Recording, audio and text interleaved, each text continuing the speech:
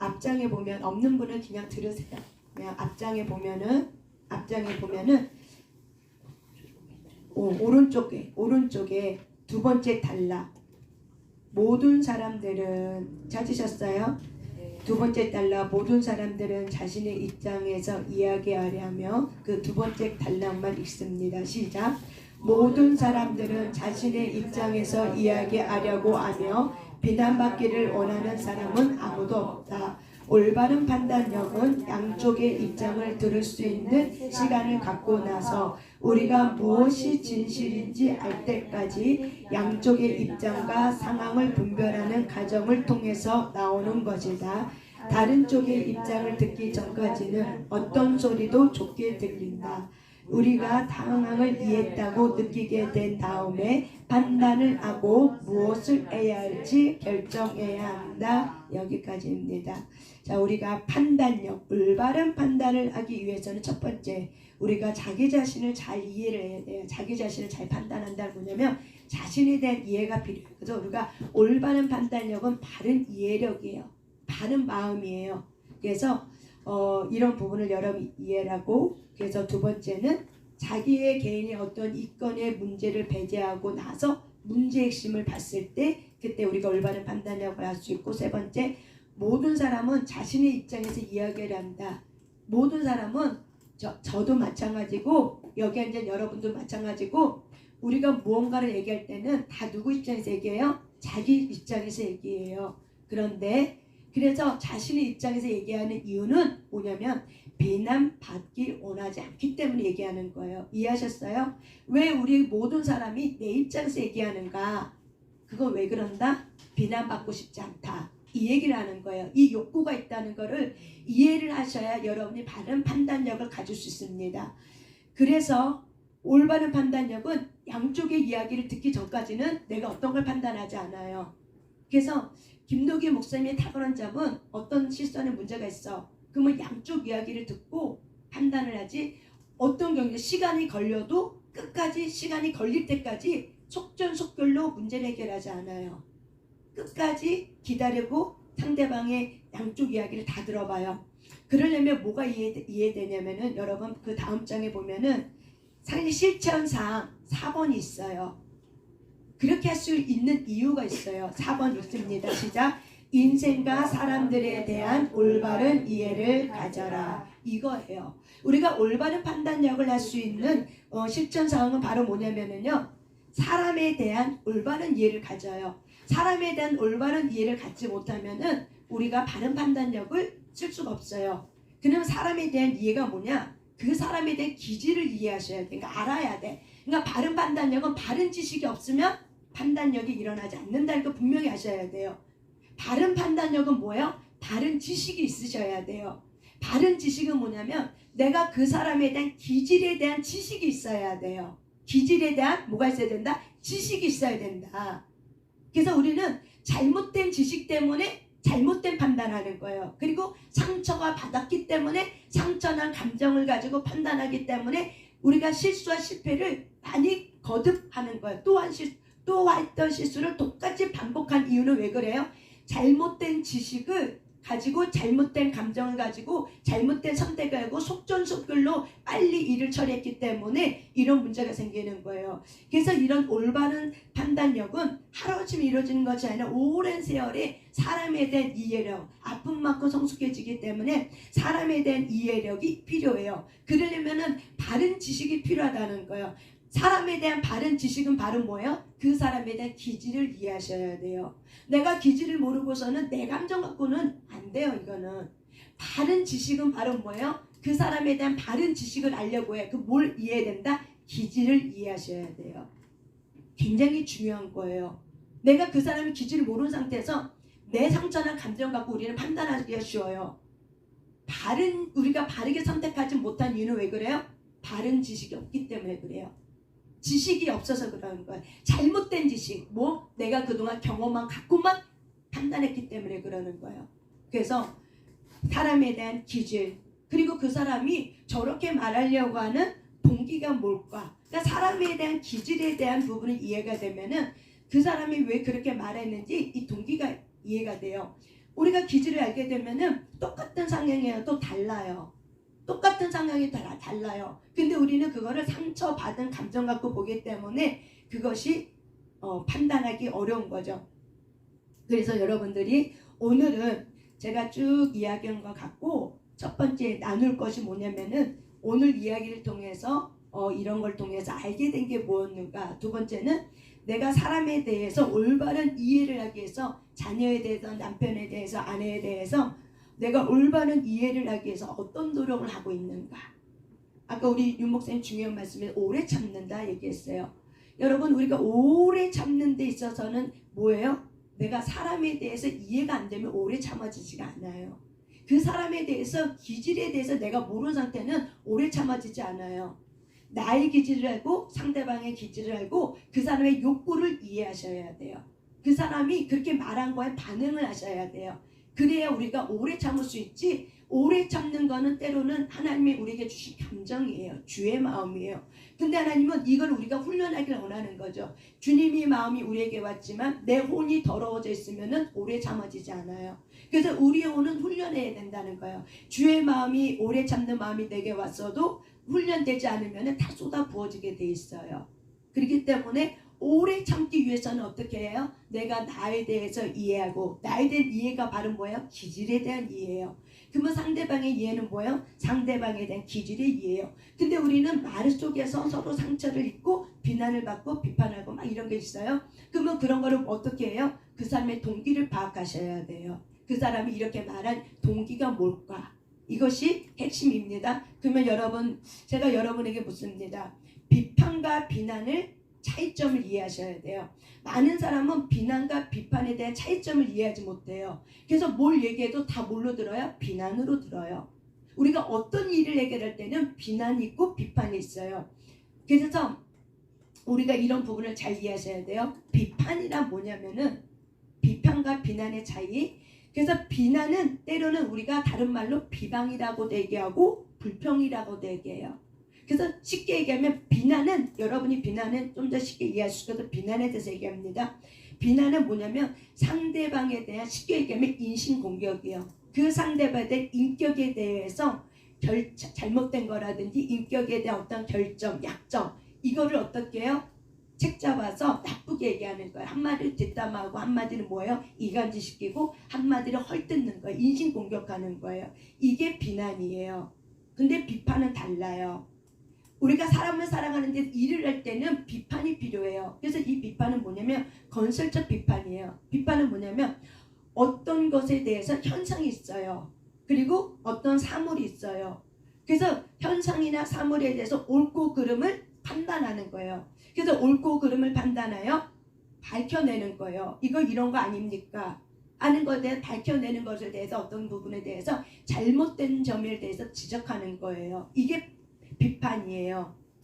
예를 들어서 어떤 아이가 폭력적으로 막 무슨 말할 때 자기가 기분 나쁘면 던지고 욕하고 막 때리고 막 폭력을 행사해요. 그러면 우리는 이 아이를 건설적으로 이렇게 좋은 쪽으로 방향을 이끌어 가기 위해서 우리는 비판해야 돼요. 비난하지 말고 비판해야 돼요. 그런데 우리가 이런 비판과 비난에 대해서 이런 개념이 없기 때문에 우리는 다 뭐하냐면은 비난을 해요. 자, 여러분들 예를 들어서 여러분들이 이렇게 폭력적으로 막 행하는 아이들이 있어. 우리 지에 그런 애 있지? 반에? 니네 옆반에 있든지. 그러면 그 아이에 대해서 뭐라고 이야기를 하니? 선생님이 어떻게 훈육하니? 어떻게 말하니? 자, 폭력적인 아이가 있어요. 던져요. 소리 질러요. 잘 들으세요. 눈 뜨고 드세요. 그럴 때 우리 많은 사람들 예를 들어서 우리 아이가 너무 폭력적이야. 던져. 말 함부로 해. 그러면은 야 엄마가 그거 하지 말라 그랬지. 그거 하면 안 된다고 했지. 너는 엄마가 몇 번 말해 알아들어. 너 귀 없어? 도대체 너는 말귀를 이렇게 못 알아들어. 하여튼간 너는 하여튼 못해 처먹었다니까. 이거는 뭐예요? 비난이에요. 아시겠습니까? 왜? 그 아이의 인신공격을 했잖아요. 못돼 처먹었어. 걔는 사람이 안 됐어. 걔는 인간이 아니야. 저질이야. 걔는 하여튼간 막무가내야. 이기적이야. 뭐 이런 단어들 있죠? 아주 자기중심적이야. 걔는 가르쳐도 소용없어. 이런 말들은 바로 뭐야? 비난이에요. 그래서 걔는 우리 가문의 애도 아닌 것 같아. 다른 씨 같아. 걔는 갖다 버려야 돼. 내가 걔 같은 애를 내가 키운 내가 잘못이지. 이거는 바로 뭐예요? 비난이에요. 그럼 비판은 뭐냐? 똑같이 폭력적인 자녀가 폭력적으로 행했어. 뭐 엄마 아빠가 말하는데 던지고 화를 내고 막 욕을 해. 그러면 우리가 이걸 어떻게 비판할 수 있는가? 예를 들어서 어떤 아이 이름이 있어요. 누구누구야. 너가 지금 이렇게 던지고 때리고 욕하는 것은 위험한 짓이고 잘못된 행동이야. 이거는 너에게도 도움이 안 되고 나에게도 도움이 안 되고 서로에게 도움이 안 되고 이거는 잘못된 행동이야. 하면 안 되는 거야. 하지 마. 이게 바로 뭐예요? 비판이에요. 이게 비판이에요. 근데 우리는 내가 상처난 감정이 있으니까는 이것도 뭘로 들어요? 비난으로 듣는 거예요.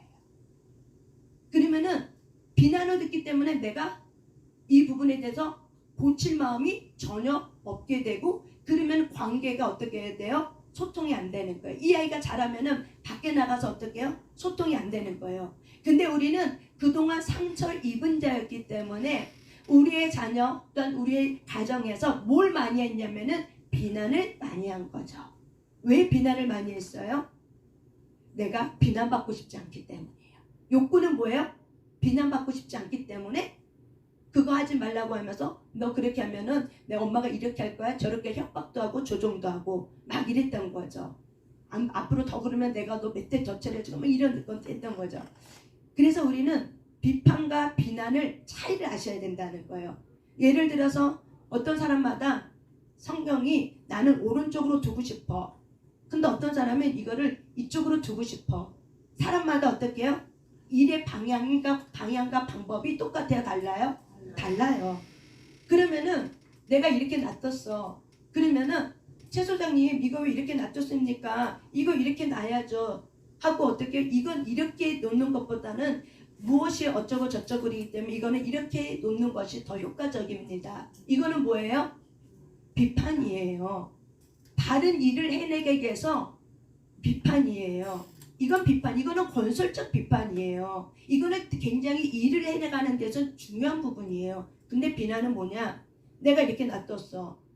아유, 잘등한 우리 최 소장님은 맨날 이거를 여기다가 놓으라고 했는데 도대체 이걸 왜 여기다 놓는지 몰라. 진짜 자기밖에 몰라. 그렇게 이기적이야. 이건 뭐예요? 비난인 거예요. 이해하셨습니까? 이 얘기를 왜 해요? 올바른 판단력이 하기 위해서예요.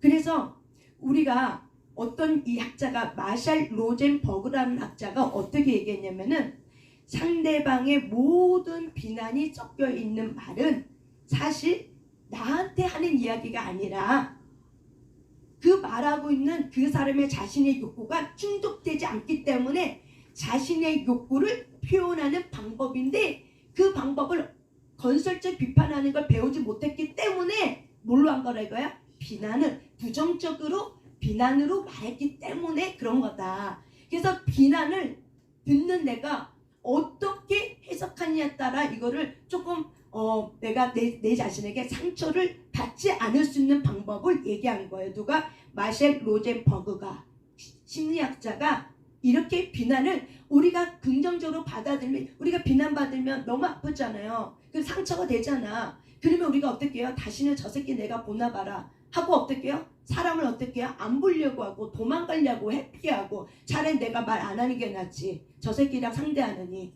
이런 감정을 갖게 되잖아요. 그러면은 사람을 누가 외롭게 만들어요? 결국 자기가 외롭게 만드는 거예요. 그래서 수용력이 부족하게 되고 안 되는 거죠. 그래서 비난에 대한 이해를 바르게 해야 된다는 것을 마샬 로젠버그는 이렇게 얘기한 거죠. 상대방이 당신에게 비난을 했어. 예를 들어서 아까 최 소장이 어쩌고저쩌고 막 그렇게 그 사람이 비난했어. 그거는 사실은 그 최 소장을 향한 비난이 아니라 뭐예요? 자기의 욕구라는 거죠. 자기는 자기는 이거를 여기다 놓고 싶지 않고 이렇게 하고 싶은 욕구가 있었다는 거죠. 이 욕구를 어떻게 한다? 말한 거라는 거예요. 그런데 그 말한 거에 대한 표현 방법을 부정적으로 말했다 이거죠. 부정적 감정하고 부정적으로 말했기 때문에 어떻게 해요? 그 사람이 비난으로 표현한 건데, 내가 상처를 받지 않으려면은 이거를 어떻게 해석해야 된다?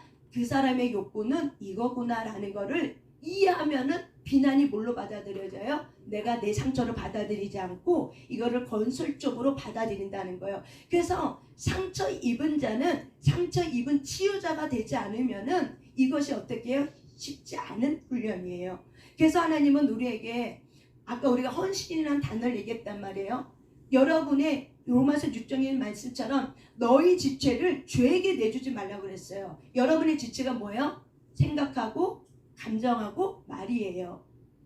그래서 몸과 행동은 다 이걸로 움직여요. 근데 내 생각과 내 감정을 죄의 감정, 부정적인 생각과 부정적인 감정, 두려워하는 감정으로 어떻게 내어주지 말라는 거예요. 쉽게 설명해 주는 거예요.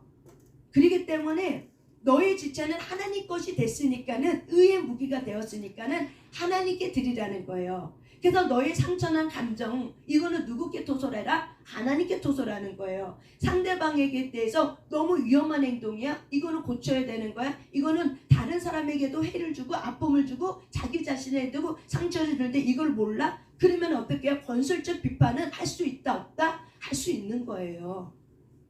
이거를 받아들이고 안 받아들인 거는 그 사람의 선택에 불과한 거야. 그래서 하나님은 우리가 이런 것이 훈련돼야 된다는 거죠. 내 부정적인 생각과 내 부정적인 감정은 세상으로부터 왔고 하나님께로부터 온 게 아니야. 그러니까 이거를 어떻게 육신의 죄의 종노릇하게 여기다가 너희가 주지 말라는 거예요. 여기다가 선택하지 말라는 거예요. 여기다가 네 자신을 내어주지 말고, 너희는 하나님의 의의 무기가 되었으니까는 너의 생각과 너의 감정을 하나님의 의의 무기로 드리라. 그래서 빌립보서 4장에 있는 말씀처럼 무엇이 옳은지, 무엇이 경건한지, 무엇이 참된지, 무엇이 정결한지, 무엇이 하나님께로부터 온 건지를 어떻게 해라? 분별하는 거예요. 이게 빌립보서 4장 6절에 있는 말씀이에요. 빌립보서 4장 8절에 있는 말씀이에요. 이게 판단력이에요. 하나님이 우리에게 주신 것을 뭘 판단해라? 무엇이 옳은지, 무엇이 정결한지, 무엇이 경건한지, 무엇이 칭찬받을 만한지, 무엇이 덕이 있는지, 무엇이 사랑할 만한 것인지를 어떻게 하라? 이런 것들을 생각하라 라고 빌립보서 4장 8절은 말하고 있는 거예요. 이게 바로 뭐예요? 올바른 판단력의 기준이에요. 이게 올바른 판단력의 기준이에요. 이해하셨습니까? 자, 그러면 예를 들어 한 가지만 예를 들고 이제 우리가 흩어져서 좀 나누겠습니다. 예를 들어서 우리가 어떤 공동체에 가고 일을 하면은 상사가 이런 얘기하죠. 아까 종에게 모든 육신에 있는 자들은 상전을 이제 죽게 하드 섬기라고 했잖아요. 일을 하다 보면은 이런 얘기하죠. 어떤 아랫사람이 일을 갖고 왔어. 근데 마음에 안 들어. 그러면 이런 얘기죠. 너는 일을 이따위로밖에 못해? 라는 거를 말할 수도 있고, 자녀가 뭘 했어. 야, 너는 일을 이 정도밖에 안 되냐? 이렇게 할 수 있겠죠. 너는 일을 이렇게 하니? 참 한심하다. 이렇게 얘기할 수 있겠죠. 여러분, 이 욕구는 뭐예요? 그렇죠. 어떻게 잘했으면 좋겠어요? 너가 이 일을 하기 전에, 제대로 하기 전에 너가 이 일에 대해서 한두 번 좀 더 생각하고 말하면 안 되겠니? 생각하고 행동하면 안 되겠니? 생각하고 너가 이 부분에 대해서 좀 가져오면 안 되겠니? 이 욕구라는 거죠. 그러면은 이 욕구를 우리가 바르게 우리가 어떻게 해요? 표현하는 것도 필요해요. 그럼 이 욕구야. 그러면 너는 일을 이렇게밖에 못해? 이렇게 말할 게 아니라 어떻게 얘기하셔야 돼요? 엄마는 너가 이 일을 가지고 오기 전에 한두 번 정도, 한두 번은 좀 더 생각하고 이 일을 이렇게 됐어요 하고 가지고 왔으면 좋겠어. 자기의 욕구를 어떻게 한다? 숨기지 말고 솔직하게 표현한다. 이게 건설적 비판이에요. 이렇게 하면 되는데 우리는 늘 비난받고 자랐어. 그래서 비난받고 싶지 않아서 비난받지 않으려고 노력했지만 사실은 상처 입은 치유자가 아직 되어가고 있는 가정이기 때문에 뭘 어떻게 말해야 될지 훈련을 몰라. 그래서 그동안 내 부모로부터 내 조상이 그렇게 비난하고 남을 불평하고 그렇게 살아왔던 대로 내 안에도 그런 시가 있기 때문에 이제 그렇게 얘기를 하는 거죠. 그래서 이런 심리학자는 비난을 받을 때 상처받았다고 그거 그 사람이 나의 존재에 대해서 이렇게 얘기했다고 생각하지 말고 이거를 건설적으로 바꿔라 얘기를 하는 거예요. 건설적으로 어떻게 바꿔라? 그 사람의 욕구를 찾으라는 거예요. 그 사람이 그렇게 한 말한 의도가 뭐지? 욕구가 뭐지? 아, 내가 좀 더 한두 번 좀 더 생각하고 가지고 오고 좀 일을 잘했으면 좋겠다. 좀 일을 꼼꼼하게 했으면 좋겠다는 그런 욕구를 가지고 이렇게 얘기한 거구나. 이렇게 생각하는 사람은 굉장히 성숙한 사람이에요. 이렇게까지 되기까지는 많은 실수와 실패와 훈련 속에서 되어지는 거지 한꺼번에 되는 게 아니에요. 그런데 우리가 이런 지식은 있어야 된다는 거죠. 누군가 나한테 비난을 해. 그러면 마음은 아프지만은 내가 비난받은 걸 가지고 내가 상처받았고 저 사람이 나를 그따위로 생각하고 내가 다시는 저 인간을 쳐다보지도 않을 거고 내가 다시는 안 살 거고 내가 저 사람이랑 내가 관계를 받는다 이렇게 해버리면은 상처 입은 그 상태를 갖고 가면은 내가 다른 사람에게도 똑같이 같은 상처를 또 주는 거예요. 하나님은 악순환을 되는 걸 원하지 않기 때문에 악순환을 뭘로 바꾼다? 선순환으로 바꾸는 것이 그리스도인이에요. 그래서 이런 훈련이 우리에게 필요한 거예요. 이런 거에 대한 지식이 없으면은 비난을 받아서 어떻게 자존심이 상하는 거 한마디로 어떻게 해요? 내 존재 가치가 깎아내려진 거죠. 이런 말을 들으면 그 기분 나쁘고 자존심 상하니까 어떻게 두고 봐. 복수심 같고 안 갚은 같죠. 나중에 내가 너한테 어떻게 해주나 똑같이 해줄 거야. 이에는 이 눈에는 눈. 구약은 그렇게 했다 할지라도 성경은 다시 말합니다. 원수랄지도 원수를 어떻게 하라? 선대하라고 얘기해요. 이게 신약의 율법의 말씀이에요. 그래서 저와 여러분이 이런 비난을 받았을 때 그 상대방의 욕구가 뭔지 이런 성숙감이 이루려고 내가 어떻게 한다? 훈련하지 않으면은 입은 상처를 가지고 내가 또다시 다른 사람에게도 상처를 주게 되는 똑같은 논리가 되는 거예요. 그래서 여러분들이 상대방이 나한테 뭐라고 비난한 것 같아. 그러면은 이 일이 왜 화가 났지? 테라피하고 두 번째 그 상대방의 숨어있는 욕구를 파악하셔야 돼요. 그리고 그 욕구가 파악이 되면 사실은 이해가 돼요. 왜? 그렇게 이야기할 수도 있어. 그 사람 입장에서는 그렇게 말할 수 있고 그 사람의 욕구니까는 그렇게 이야기할 수 있고 그렇게 표현할 수 있어. 그래서 표현을 잘 못했구나라는 것도 이해가 돼. 그러면 어떻게 돼? 상대방에 대해서 이해가 되기 때문에 뭐가 돼요? 오래 참게 되는 거예요. 이해하셨어요? 우리 청년들 우리 이해하셨어요? 이런 올바른 판단력에 대한 훈련이 안 되면은 우리는 상처나 감정을 갖고 판단하게 돼요. 그러면 주의 말씀과 내가 갖고 있는 잘못된 판단력하고 충돌이 일어나면 결국 나는 무엇을 선택할까요? 그 상처가 치유되지 않으면 결국 나는 뭘 선택하냐면 잘못된 선택을 선택해요. 하나님은 근데 그거를 내버려 두세요. 다른 판단을 하길 원하지만 내 수준이 거기까지밖에 안 돼. 내 수준이 그거밖에 상처가 치유가 안 됐어.